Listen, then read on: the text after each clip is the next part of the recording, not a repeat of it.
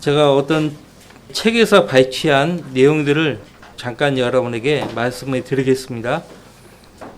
터키 지역이죠. 비두니아 총독이었던 플리니우스라고 하는 사람이 있어요. 이 사람이 당시 로마 황제 트라이안 황제 아시죠? 그 황제에게 보고서를 올립니다. 보고서를 올리는데 그 내용이 이렇습니다. 그리스도인들은 정해진 날 해 뜨기 전에 모여 신에게 하듯 그리스도께 찬송을 부르고 죄를 범하지 않고 오히려 강도질과 도둑질과 간음을 삼가고 시건하지 않고, 그러니까 약속을 어기지 않는단 말이죠. 신용을 지키겠다고 서약함으로써 스스로를 더욱 단단히 타일러 삼가하게 한 다음에 잠시 모임을 파하고 나서 무해한 음식을 함께 먹기 위해서 다시 모이는 것이 자신들의 관습이라고 주장했습니다. 그러니까 좋게 본 거죠. 그리스도인들을 나쁘게 보지 않았어요. 그리고 이제 그 종교 개혁자들, 특히 마르틴 루터를 비롯해서요, 모두가 다 자신의 이름에 따서 나는 누구에게 속한다, 나는 누구에게 속한다, 이런 것을 원하지 않았고 그리스도인이라고 부르라고 그렇게 당부한 내용도 제가 어떤 책에서 발견했는데요. 19세기에 저명한 장로기도 토마스 스미스라고 하는 사람이요, 이렇게 썼습니다. 우리는 루터교, 치빙길리파, 아르미니우스파, 받은 구원을 잃어버린다는 오늘날 성계교회, 감리교회 그 교리를 내세운 사람이죠. 베네딕스회, 프란체스코회, 도미니쿠스회, 얀센파, 또 물리니우스, 그 다음에 교황, 이런 지상의 지도자에게서 이름을 차용하지도 않았고 로마 교회나 영국 국교회처럼 어느 지상의 나라나 왕국에서 이름을 차용하지도 않았다. 우리의 주인은 한 분 그리스도이시다. 우리의 왕국은 이 세상에 속하지 않았고 우리의 교리는 사람에게서 나온 것이 아니기 때문에 우리는 시리아의 안티옥의 제자들처럼 그리스도의 이름을 지닌다. 아울러 우리는 교회의 다른 분파들 사이에 특별한 차이를 부각시킬 의사가 없으며 따라서 장로교회라고 불릴 의사가 없다. 그리스도인이 우리의 이름이고 장로교는 별명이다. 오늘날 장로교도들은 전혀 이런 생각 갖고 있지 않죠. 그 다음에 마르틴 루터가 당부했습니다. 제발 부탁합니다. 제 이름을 그냥 내버려 두십시오. 여러분을 루터교도라고 부르지 말고 그리스도인들이라고 부르십시오. 대체 루터가 누굽니까? 제 교리는 제 것이 아닙니다. 저는 여러분을 위해서 십자가에 못 박혀 죽지 않았습니다. 사도 바울은 누구도 자신을 바울에게 속했다거나 베드로에게 속했다고 말하지 않고 그리스도께 속했다고 말하라고 했습니다. 한데 보잘것없는 먼지요 죄에 불과한 저의 이름을 그리스도의 자녀들에게 갖다 붙인다면 그게 저한테 무슨 유익이 있겠습니까? 친애하는 여러분, 이런 분파적인 이름들에 제발 연연하지 마시고 모두 버리십시오. 우리 스스로를 그리스도인들이라고 부릅시다. 우리의 교리는 그분에게서 나왔습니다. 그 다음 존 버년, 영국의 침례교 목사죠. 그분도 비슷한 말을 했어요. 제가 어떤 이름으로 다른 사람들과 구분되고 싶어 하는지 여러분이 알고 싶어 하는 것 같아 드리는 말씀입니다. 저는 그리스도인으로 알려지고 싶고 실제로 그렇게 되고 싶습니다. 성령께서 인정하시는 그런 이름으로 불리고 싶습니다. 제 친례파나 독립파나 장로파 따위의 분파적인 명칭들에 관해서 저는 그 명칭들이 예루살렘에서 나온 것이 아니고 안티옥에서 나온 것도 아니라 지옥과 바벨론에서 나온 것이라고 결론 내립니다. 어떻게 생각하세요? 그리스도인, 영광스러운 이름이에요. 누가 경멸조로 그리스도인이라고 부르든 간에 우린 그리스도인, 그리스도께 속한 사람들이에요. 우린 그리스도의 사람 아닙니까? 그죠? 오늘 제2강을 보시기 바랍니다. AD 30년에서 500년 사이의 교회사인데요. 이 1시간 동안 이 2장을 다 나갈 수가 없고요. 두 번에 걸쳐서 공부를 하도록 하겠습니다. 교재 24페이지 보세요. 광야에서 외치는 자인 침례인 요한의 놀라운 선포와 영도 아래 예수 그리스도의 놀라우신 사랑과 기적을 행하시는 권능 아래 그리고 12 사도들과 계승자들의 훌륭한 선교하에 복음은 초기 500년간 힘있게 전파되었다. 교회사를 공부해 보면 500년간 정말 힘있게 전파되었습니다. 그러나 그 배후에는 피 흘린 발자취를 남기고 있는 것이다. 유대교와 이방 종교는 교회의 발전을 방해하고 있었다.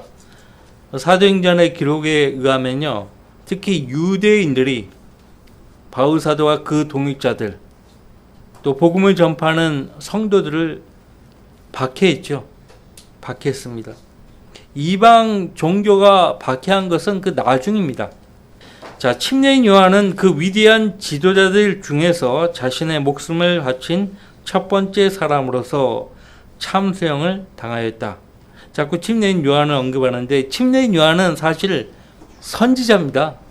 교회와 관련 없는 사람이에요.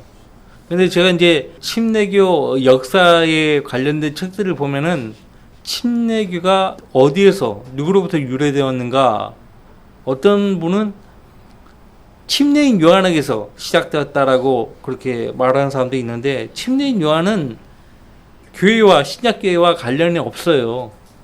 말라기서 4장에서 예언한 대로, 이사야서 40장에서 예언한 대로 주의 길을 예비하기 위해서 하나님께서 예수님 앞서 보낸 하나님의 종이죠. 그도 그럴 것이 침례인 요한은 실족해 버렸잖아요.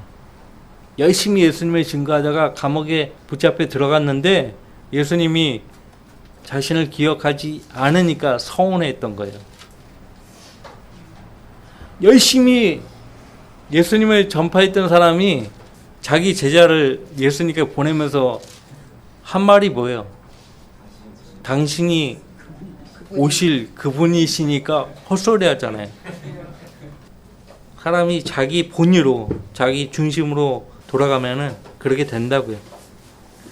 그거 얼마 되지 않아서 교회의 창시자인 구세주께서 돌아가셨다. 그는 십자가에 달리시어 비참한 죽음을 당하셨다. 25쪽 구세주의 뒤를 따라 지체 없이 많은 순교의 영웅들이 쓰러져 갔다. 스테반은 돌에 맞아 죽었고, 사도행전 7장에 나오지 않습니까? 최초의 순교자예요. 신약교회사에서 제일 먼저 순교당한 사람이죠. 마태는 에티오피아에서 살해되었으며 AD 60년 에티오피아 나다바라는 그 성읍에서요, 민일창에 찔려 순교당했다고 해요. 마가는 죽을 때까지 거리에서 끌려 다녔으며 누가는 목에 베어 죽었고 베드로와 시몬은 십자가에 못 박혀 죽었다. 시몬이 있고요, 시므온이 있어요.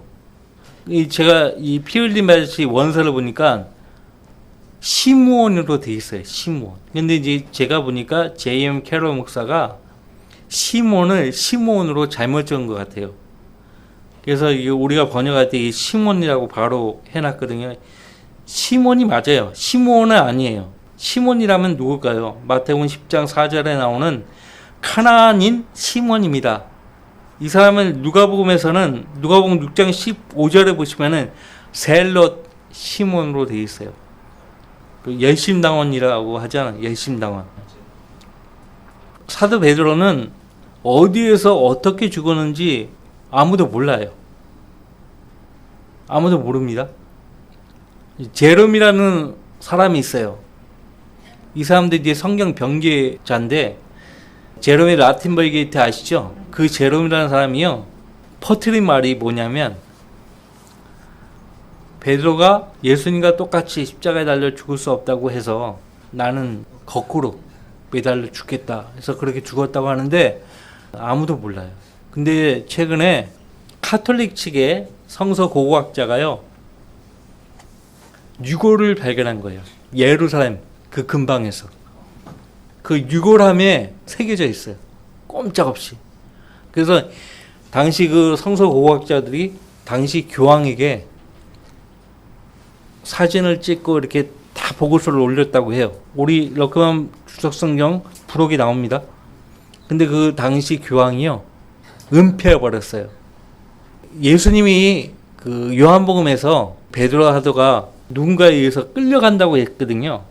암살을 예언한 거예요. 십자가에 달려 죽었다는 어떤 확실한 증거가 없는데 제롬이라는 사람이 상상력으로 그렇게 지어낸 것 같아요.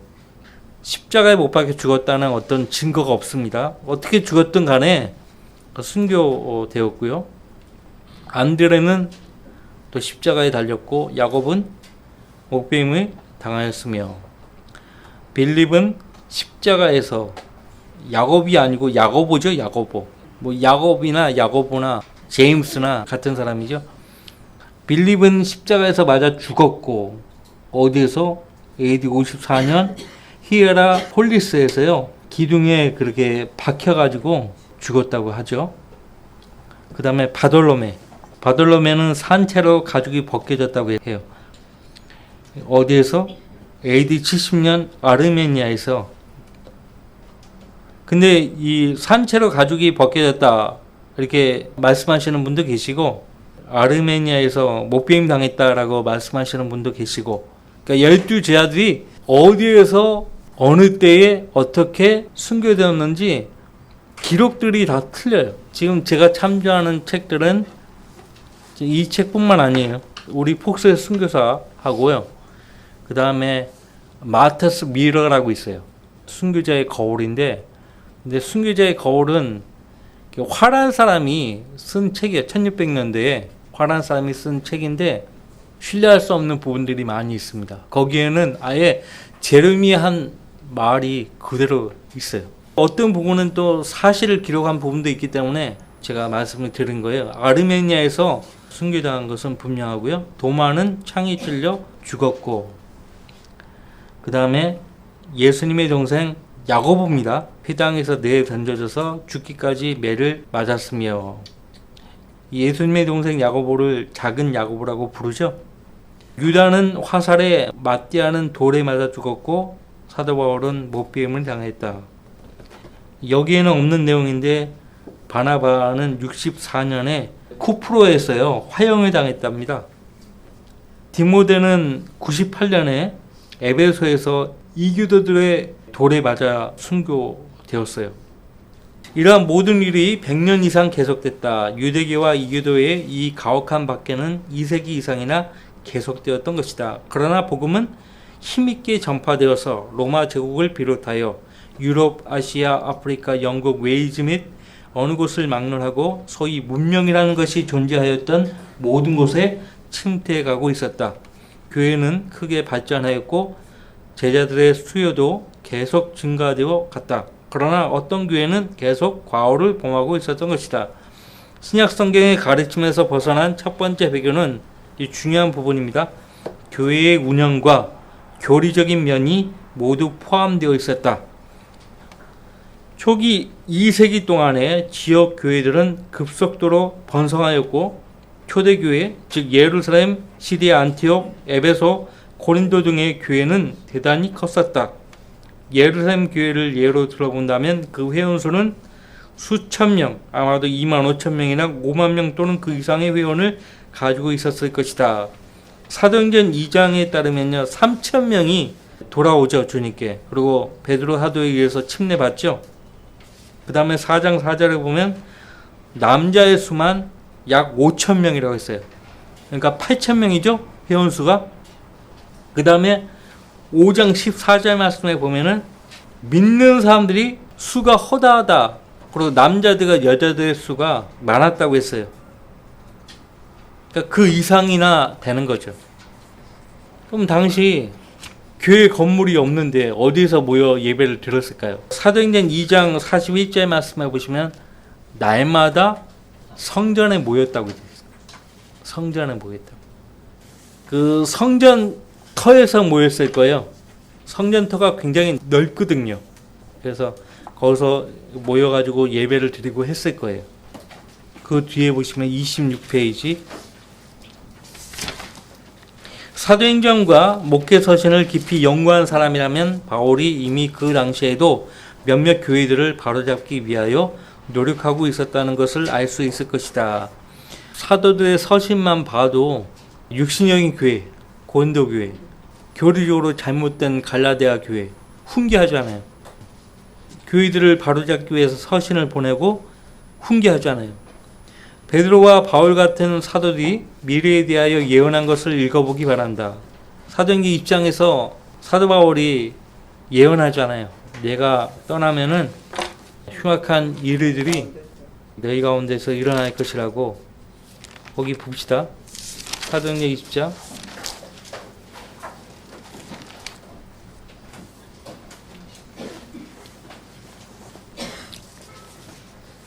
28절. 그러므로 너희 자신을 조심하고 모든 양떼기도 그리하라.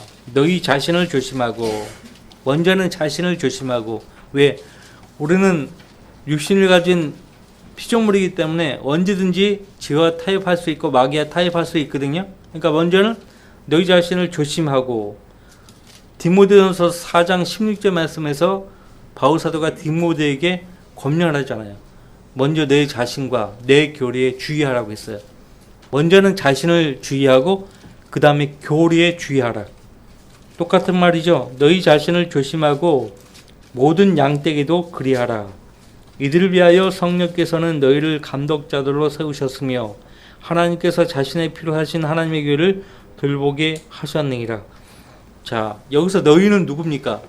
사도 바울이 에베소의 장로들을 자기가 있는 밀레토에 오게 하죠. 그래서 그 장로들에게 하는 말이에요. 그 장로들에게, 교회 장로들에게 하나님이 너희를 감독자들로 세우셨다. 그렇게 말씀하고 있어요. 장로라는 얘기는 그 사람 자신을 가리킨다고 했잖아요. 영적인 연장자. 감독과 목사는 그 사람이 하는 일들을 가리키는 것이에요. 감독을 하고 하나님의 양머리들을 치고 돌보는 일을 하는 사람이 목사예요. 같은 사람이에요. 장로를 목사라고 부르고 감독이라고 부른다고요. 분리할 수 없는 것이에요. 그리고 29절. 또 내가 이것을 아노니 내가 떠난 후에 흉악한 이리들이 너희 가운데로 들어와서 양떼들을 아끼지 아니할 것이며 또한 너희 가운데서도 사람들이 일어나서 왜곡된 것을 말하여 제 아들을 끌어내어 자기들을 쫓게 할 것이라. 그런데 그대로 된 거예요. 그대로. 베드로 후서에서도 사도 베드로가요 똑같이 그렇게 권면을 했죠. 일단 2장 2절에 그러나 백성 가운데도 유대 백성 가운데도 거짓 선자들이 있었던 것처럼 너희 가운데도 거짓 교사들이 있으리라. 교회 가운데도 거짓 교사들이 있으리라. 그들은 저주받을 이단들을 비밀리에 불려들어서 자기들을 사신 주를 부인하기까지 하며 급격한 파멸을 스스로 불러들이느니라. 또한 많은 사람들이 그들의 파멸의 길을 따르리니 그들로 인하여 진리의 길이 비방을 받을 것이라. 12절. 이들은 잡혀서 멸망케 된 본성이 잔인한 짐승 같아서 자기들이 알지 못하는 것을 비방하다가 그들 자신의 타락 가운데서 완전히 멸망하게 되리라. 그렇게 말씀하고 있죠. 교재 26페이지 두 번째 단락. 이러한 큰 교회에는 필연적으로 많은 설교자나 장로, 목사들이 있었다. 그렇죠? 성경에 보면은 집사가 교회의 살림만 도맡아서 그 일만 하는 것이 아니고 복음도 기본적으로 잘 전할 수 있어야 되고 빌립 집사처럼 스테반 집사처럼 설교도 잘할 수 있어야 돼요. 그래서 성경대로 믿는 침례교회는요, 집사의 자격을 디모데전서 3장 말씀에 따라 목사의 자격과 같이 보는 거예요. 목사의 자격과 같이 보는 거예요. 그렇기 때문에 사실 집사님도 죽을 때까지 그 집사직을 수행해야 돼요. 사실상 목사도 마찬가지예요. 근데 집사는 이제 나이가 들면은 행동의 제약을 받잖아요. 집사는 목사와 성도들을 섬기라고 주어진 직분인데 그 직분을 수행하지 못한다면 제가 예전에 이야기했듯이 내려놔야 돼요. 수행하지도 못하는 직분 뭐하러 갖고 있어요? 내려놔야죠. 목회자도 그 사역을 수행하지 못하면 내려놓는 거하고 똑같은 거예요. 사실 목사와 집사는 죽을 때까지 그 직분을 수행해야 되는 거예요. 건강이 허락된다면. 무슨 말인지 아시겠죠? 그래서 당시 많은 설교자가 있었고 장로와 목사들이 있었다는 거죠. 그런데 그들 중 어떤 감독, 즉 목사들이 신약 성경에서 그들에게 부여하지 않은 권한을 행사하기 시작했다. 부여하지 않은 권한. 자, 여러분들 사도 베드로가 베드로전서 5장에서 뭐라고 했습니까? 보세요. 베드로전서 5장 2절. 내가 너희 가운데 있는 장로들에게 권하노니 나도 장로된 자요. 사도 요한도요. 본인을 장로라고 말했어요. 그러니까 사도이면서도 성도들을 치고 돌봤잖아요. 처음에는. 교회가 세워지는 그때는 사도들도 목회를 했단 말이죠. 바울 사도는 목회를 안 했어요. 이렇게 다니면서 순회하면서 복음을 전하고 교회를 세우기만 했지 어느 한 지역을 맡아가지고 목회를 하지 않았습니다. 이제 베드로 사도는 사도 요한은 지역교회 목사로 섬겼거든요. 그러니까 나도 장로된 자요 그리스도의 고난의 증인이며 또한 장차 나타나게 될 영광에 동참하게 될 자라. 무슨 말이냐면 장로 자격은 누구냐? 예수님의 고난의 증인이 되어야 해요. 우리는 성경의 기록을 통해서 예수님의 고난을 믿고 그분의 구주로 영접했잖아요. 고난의 증인이 될 수 있는 거예요. 2차적으로. 그 다음에 장차 나타나게 될 영광에 동참하게 될 자라. 예수님이 오시면 우리가 그분과 같은 몸으로 변화가 되고요. 그분과 함께 천년간 통치하게 돼요. 근데 구원받지 않은 사람이 목사를 한다? 말도 안 돼요. 목사라고 하는데 간증이 없어. 그러면 당신은 그리스도의 고난의 증인입니까? 장차 나타나게 될 영광에 동참할 확신이 있습니까? 그 물음에 답변 못하면 그 사람은 자격이 없는 거예요. 자, 너희 가운데 있는 하나님의 약모를 치고 들보되 마지 못하여 하지 말고 자원함으로 하며 더러운 이익을 위하여 하지 말고, 돈을 위해서 하지 말라 이거예요. 더러운 이익을 위하여 하지 말고 준비된 마음으로 하며 하나님께서 맡겨주신 자들을 지배하려 하지 말고 오직 양무리의 본이 되라. 그리하면 목자장이 나타나실 때 너희가 시들지 않는 영광의 면류관을 받으리라. 영광의 면류관. 이 면류관은 신실하게 목회한 목자들에게 주시는 면류관이에요. 자, 목사님을 도와서 주일학교 학생들을 잘 양육했다. 그러면 똑같이 영광의 면류관을 받는 거예요. 왜냐하면 베드로 사도에게 예수님이 3번씩이나 물으셨잖아요. 먼저는 네가 나를 사랑하면 어린 양을 먹이라. 먼저 어린 양을 먹이라고 했어요. 네, 어린 양을 먹이라. 실제 연령이 낮은 사람들을 먹이라 이거예요. 네가 나를 사랑하면 내 양을 먹이라. 내 양을 먹이라. 그렇게 3번이나 당부하셨단 말이에요. 분명히 지배하려 하지 말고라고 했는데 지금 교재에 보시면 그들에게 부여하지 않은 권한을 행사하기 시작했다는 것은요, 지배하려 했다는 것이에요. 이것이 예수님께서 요한계시록에서 말씀하신 니골라파의 행위예요. 니골라파의 교리. 헬라어로요, 합성어예요. 리카오 레이티. 레이티는 평범한 사람들, 보통의 성도들이에요. 리카오는 지배하다라는 뜻이거든요. 그러니까 보통의 성도들을 위에서 지배하는 거예요. 그러니까 오늘날 지금 교회의 직제들을 보세요. 직제들. 성경에도 없는 뭐 당회장? 예배당의 회장이야, 자기가. 당회장. 그 당회장부터 그건 비성경적인 표현이에요. 교황? 그러니까 로마 제국의 그 편제가요, 로마 교회로 그대로 흡수가 돼 버렸어요. 로마 제국의 황제가 로마 교회의 교황이에요. 제가 나중에 그 부분에 대해서 설명할 기회가 있을 거예요. 추기경, 대주교, 그 노아 다니엘 웨스터 사전에 가면요, 대주교 아크비숍은 베드로전서에 나오잖아요. 너희가 혼들의 목자와 감독에게로 돌아왔음이니라. 베드로전서 2장 25절에 이는 너희가 기르는 양들 같았으나 이제는 너희 혼들의 목자와 감독이로 돌아왔음이니라. 누구예요? 혼들의 목자, 감독, 예수님이에요. 여기서 감독을 비숍이라고 되어 있거든요. 근데 아크비숍, 대주교, 예수님보다 더 높은 위치에 있는 사람으로 만드는 거예요. 카톨릭이에요. 예수님보다 높아요. 교황도 그렇고. 추기경, 대주교. 자, 교재 보시면요. 이것이 주님께서요, 신약 성경에 부여하지 않은 권한이에요. 그들은 다른 작은 교회들에 대하여 권한을 주장하기 시작했고, 여러 감독들과 함께 하나님의 교회 위에 군림하기 시작했다. 요한 3서 2장 9절에 디오트레페가 대표적인 경우예요. 바로 여기에서 여러 가지 심각하고도 교회에 해를 끼치는 이들이 싹 탔던 것이다. 이것이 카톨릭은 물론 다른 교파들이 오늘날 실행하고 있는 잘못된 교회 운영의 시작이 되었으며, 초대 교회의 자체적인 운영 제도와는 완전히 상이한 결과가 시작되었던 것이다. 이러한 불법은 벌써 2세기 말 이전부터 조금씩 시작되고 있었는데, 아마도 이것이 성경적인 신약교회 제도에서의 최초의 중대한 이탈이었을 것이다. 또 하나의 결정적인 배경은 역사상으로 2세기가 끝나기 전에 시작되었으리라고 생각되는 교리 그 자체에 관한 것이었다. 유대인들은 이교도들과 마찬가지로 오랜 세대에 걸쳐 의식을 강조하는 교육을 받아왔었다.